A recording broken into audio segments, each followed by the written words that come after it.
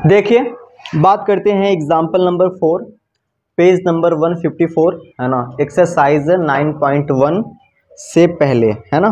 इसमें क्या लिखा गया है, सवाल को ध्यान से पढ़ते हैं और फिर समझने का प्रयास करते हैं कि क्या निकालना है और फिर देखते हैं कि कैसे करते हैं। इसमें लिखा गया है कि भूमि के एक बिंदु P से, इन्होंने एक बिंदु बताया है और उसका नाम P कह दिया है। भूमि के एक बिंदु P से एक 10 मीटर ऊंचे भवन के शिखर का उन्नयन कोण कितना अंश है, 30 अंश है ना। तो सवाल को पढ़ते चलते हैं और चित्र को बनाते चलते हैं, लेकिन मैं फिलहाल यहाँ पे क्या कर रहा हूँ, सवाल को पूरा पढ़ रहा हूँ।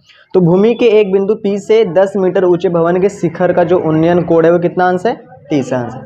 आप अपने मन में इमेजिन करें कि एक बिंदु P है ना, और एक भवन है जो कि कितना ऊंचा है, 10 मीटर। आप उसके शिखर को देख रहे हैं तो उन्नयन कोण कितना बन रहा है, 30 अंश।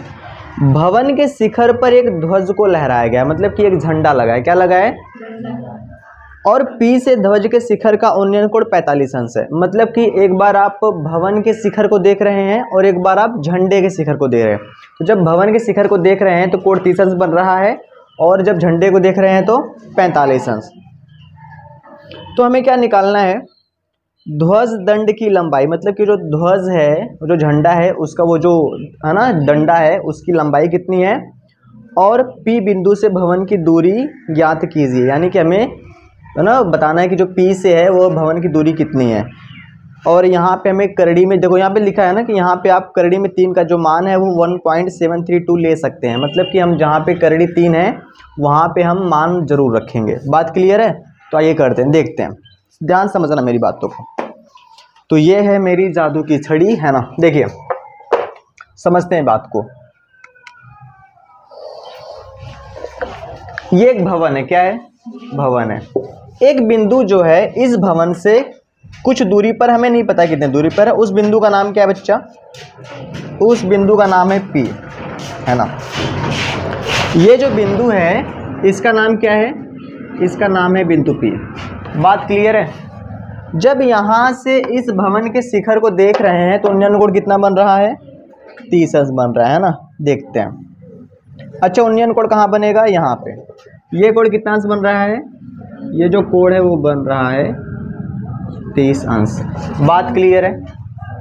इस भवन के ऊपर एक झंडा लहराया गया है ना, यानी कि एक ध्वज। तो झंडे को मैं दूसरे कलर से बना दे रहा हूँ है ना। इसके ऊपर एक झंडा है, ध्यान से देखिए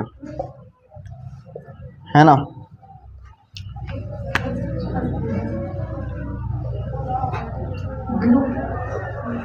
इसके ऊपर एक झंडा लहराया गया, क्या लहराया गया, झंडा है ना। अब मैं झंडा भी बना सकता हूं पर फिलहाल मैं है ना नहीं बनाऊंगा, ठीक है। और इस झंडे को इसी बिंदु P से देखा जा रहा है तो कोण कितना अंश बन रहा है, 45 अंश। यहां से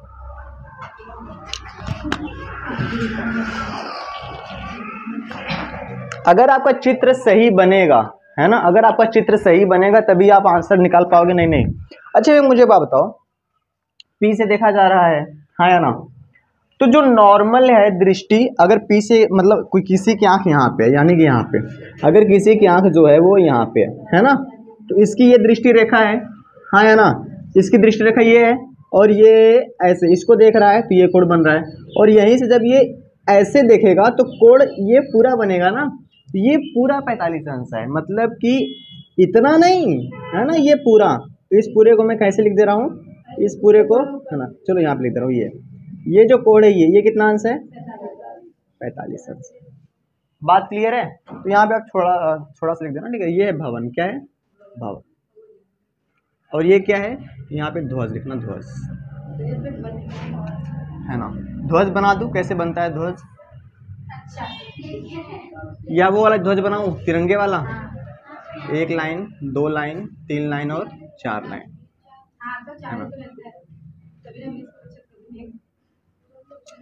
ये लो, ये ध्वज बन गया, ठीक है। गलत सही बन गया, छोड़ जाने दो। बात क्लियर है बच्चा, बात क्लियर है ना, हाँ या ना बोलो। हमें क्या निकालना है, इस ध्वज दंड की लंबाई, मतलब कि ये निकालना है, और इस भवन से इस बिंदु P की दूरी। नाम रख लेते हैं बच्चा। अच्छा ये तो P पहले से कहा गया है ना, इसका नाम क्या रख लूं, A B और C रख लेते हैं। हमें BC का मान निकालना है और PA का मान निकालना है। बात क्लियर है? करें, चलिए करते हैं। यह है पूरी की पूरी सवाल, है ना, करते हैं। तो क्या लिखेंगे, माना ध्वज दंड की लंबाई। मुझे बताओ ध्वज दंड की लंबाई कितनी है बच्चा? BC। बात क्लियर है ना? अच्छा, यहाँ पे भवन की ऊंचाई दिया गया है ना, ये कितना है? 10 मीटर, है ना। ये यहां से लेके यहां तक। चलिए, पक्का क्लियर है? तो ये हम यहाँ पे लिख लेते हैं मीटर, हिंदी में लिखते हैं मीटर। किसी को कोई दिक्कत? और हमें क्या निकालना है? तथा बिंदु P से भवन की दूरी कितनी है? P से A, यानी PA मीटर। ये दो चीजें हमें निकालनी है ना। अब हम क्या करेंगे, अब हम लेंगे समकोण त्रिभुज। कौन सा? कभी भी याद रखना, सबसे पहले लेना छोटा त्रिभुज। कौन सा?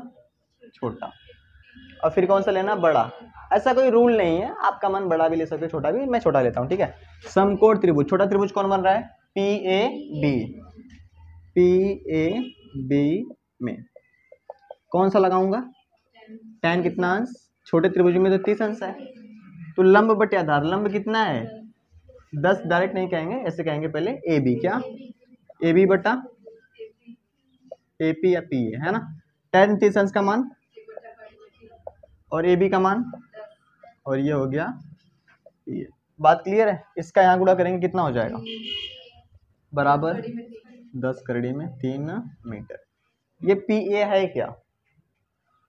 बिंदु P से भवन की दूरी। तो लिख लेंगे, अतः बिंदु P से भवन की दूरी कितना हो गया? 10 करड़ी में 3। पर इन्होंने कहा है कि करड़ी में 3 का मान रख लीजिए, है ना। तो हम लोग यहाँ पे रख लेते हैं 10, और यहाँ पे कितना हो जाएगा? 1.732। ठीक है, गुणा कर लेंगे। 10 से गुणा करेंगे, आपको पता है 0.1 अंक उधर चला जाएगा, यानी कितना हो जाएगा? यहाँ पे मीटर। और ये हो जाएगा आपका पहला आंसर। बात क्लियर है ना। अब दूसरा करते हैं कि भैया ध्वज दंड की लंबाई कितनी है। अब लिखेंगे, है ना, ऐसे। पुनः नहीं लिखेंगे, अब लिखेंगे। अब समकोण त्रिभुज बड़ा वाला PAC